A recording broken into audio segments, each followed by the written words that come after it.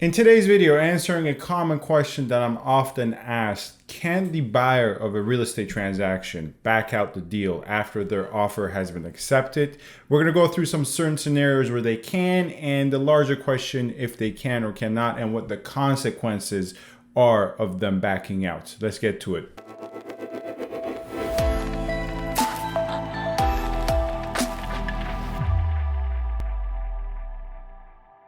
Hello everyone, this is Sam from SaberiSixRealEstate and Remax Realtron Realty. As always, back with another video for you guys here today. You can find my contact info in the description box with regards to my Gmail, my Instagram, and my office. Feel free to get in touch with me with my contact information if you have any general or specific inquiries with regards to the Toronto/GTA real estate market. Furthermore, you can direct your questions to the post up on my channel where I am taking your questions, and I'm going to answer these questions in a future video called the Toronto Real Estate Q&A video, so you can direct your questions there as well. Lastly, feel free to subscribe, comment, rate, and review. Your support in that regard is greatly appreciated. I put a lot of work into my videos, and of course, I'm not a full-time individual that works on YouTube. I'm a full-time real estate agent. I work with buyers and sellers all over the GTA. So your support is appreciated, but of course you're not obliged to do so whatsoever.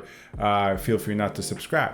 Anyways, let's get to the point of today's video, which is a question I am commonly asked, and a question I was gonna keep for the Toronto Real Estate Q&A episode 3, which is coming out mid to late November. But I was gonna keep this question for that video, but since I have been asked it so much since the start of my real estate career throughout the years, I thought I would make its own individual video because I can tell it's a common question that is on the minds of a lot of potential buyers and of course sellers that are involved in the Toronto real estate market. The question is mainly formulated as such: can the buyer back out the deal if they have agreed to an agreement of purchase and sale?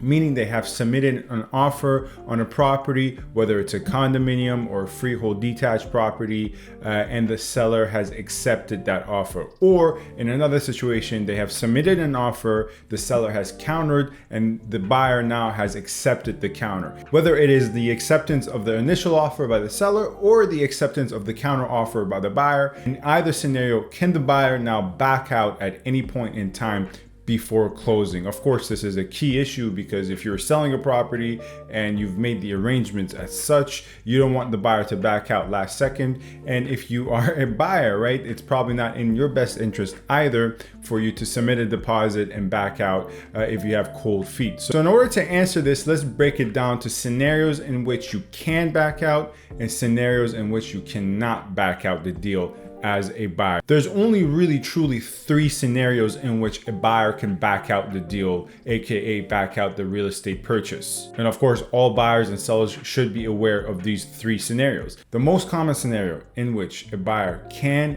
and normally does back out the deal is when the deal is in a conditional period.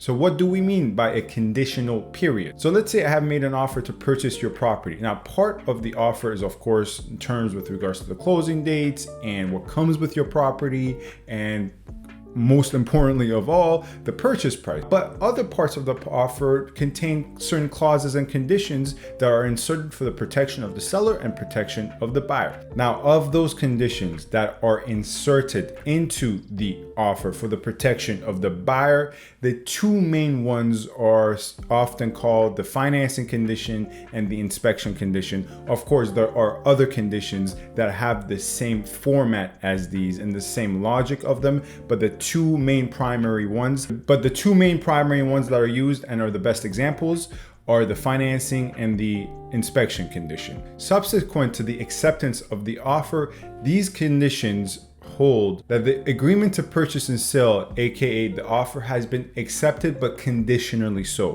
because its fulfillment is conditional in the case of the financing condition to the buyer's due diligence with regards to their financing and mortgage, and in the case of the inspection condition with regards to the buyer's due diligence regarding the state of the property in terms of inspecting plumbing, HVAC, structural soundness, and things of that sort. So just to summarize thus far, The offer has been accepted. I have submitted an offer to your property and you're asking for $650. I submitted an offer for $630. You agreed to $630. The offer has been accepted and now is conditional upon my due diligence with regards to my financing and my inspection. Now, I actually made an entire separate video going through the financing condition, and for the logic of it, you can look into that video more in depth. But to summarize quickly here, for instance, the financing condition states that the agreement of purchase and sale, aka the offer, is conditional upon my own due diligence with regards to my financing. And in the scenario that I do not waive this condition within a set amount of time, this offer to purchase this property is null and void, and the deposit shall be returned to me without any deduction. Now, what is usually negotiable within this condition is the set period of time. And that set period of time really determines the conditional period. Because if I tell you, the seller of the property, that I need 5 business days to do my due diligence with regards to my financing, or in the case of inspection, do my due diligence with regards to the inspection, then the offer is conditional for that 5 business days, assuming no other conditions are in the agreement of purchase and sale that elapse these 5 business days, right? There isn't another condition that holds 10 business days. So assuming that's not the scenario, the agreement of purchase and sale, my offer to you, the seller, is conditional for 5 business days. And if after these 5 business days, I do not waive this condition, the offer is null and void. There is no agreement, no meeting of the minds, there's no agreement, and I get my deposit back and deal is done. I have effectively backed out the deal. So this truly exhibits scenario number 1, wherein a buyer can back out the deal. In summary, the buyer can back out the deal if there is a clause included in the agreement of purchase and sale, which protects them with regards to due diligence of the financing, inspection, or other items. The second scenario in which a buyer can back out a transaction, and this also applies to the seller, and this is far less common of a occurrence, is the scenario in which the contract of purchase and sale, whether you're the seller or the buyer, is exhausted. So what does that mean, exhausted? Put simply, if I offer to buy your 2-story detached property on May 11th with a closing of June 15th, between May 11th and June 15th, if that 2-story detached property that I have purchased in writing, right? I've submitted the deposit. It's not conditional as we discussed. It's now firm. If that 2-story detached home, the object of my purchase in writing, no longer exists by the time I purchase it due to a fire, a collapse, due to structural reason, significant damages in terms of flooding, well, if that object no longer exists, neither does my purchase of it or your sale, because there's nothing to buy and there's nothing to sell. The 2-story property has been destroyed in a fire once again, or a structural collapse. Those are just 2 examples. So I hope this is pretty common sense and simple. Now, this is obviously a far less common occurrence, but this makes up our second scenario in which a buyer can back out the transaction. And the third and last scenario in which a buyer can back out a transaction is only with regards to new built condominiums, right? So pre-construction condos, which is the 10-day cooling off period that exists within the province of Ontario. If I were to purchase a pre-construction condominium from the builder, so from the date where I have signed the purchase documents for a pre-construction condominium, there's a time span in which I have 10 calendar days from that date.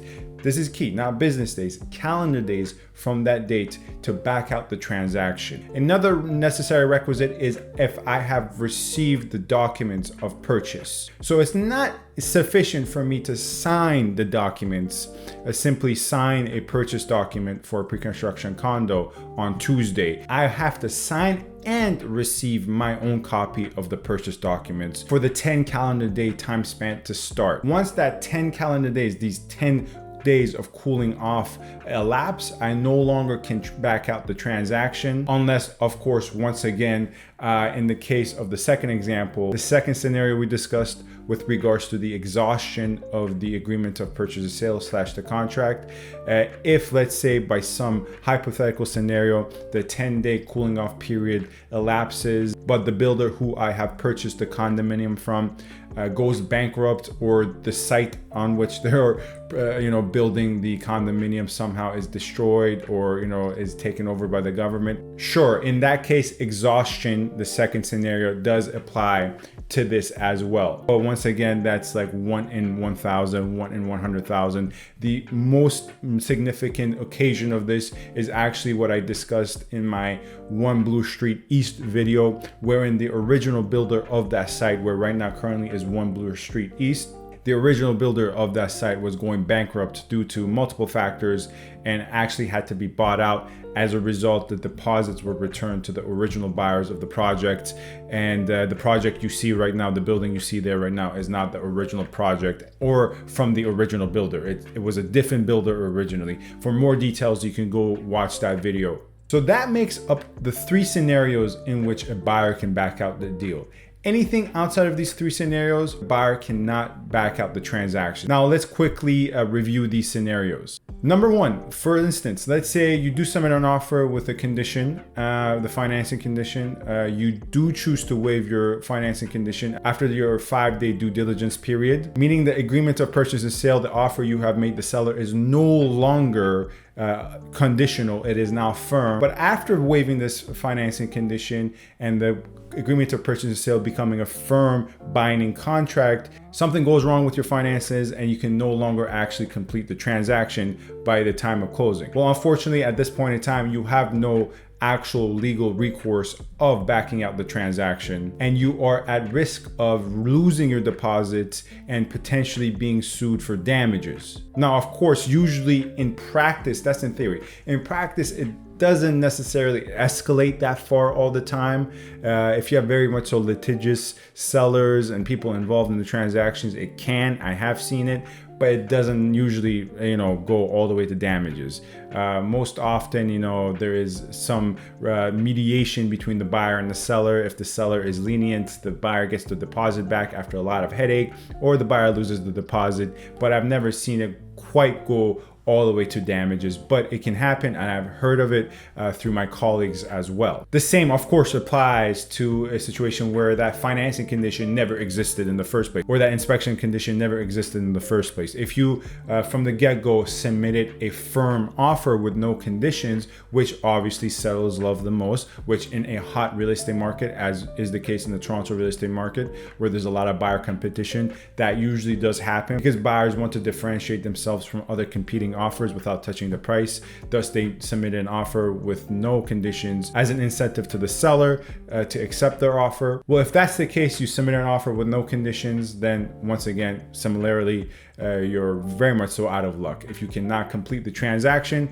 you choose to back out the deal for whatever reason, you're liable to lose your deposit, and of course, for you to incur further costs with regards to the seller suing you for damages. Anyways, that's Sam from SaberiSixRealEstate and Remax Realtron Realty. Let me know if you have any further questions about anything discussed in this video or anything discussed in previous video. As always, I appreciate the fact that you take the time out of your day to watch these videos and get in touch with me with your questions. Thank you very much for watching. Stay safe and stay tuned. Thank you.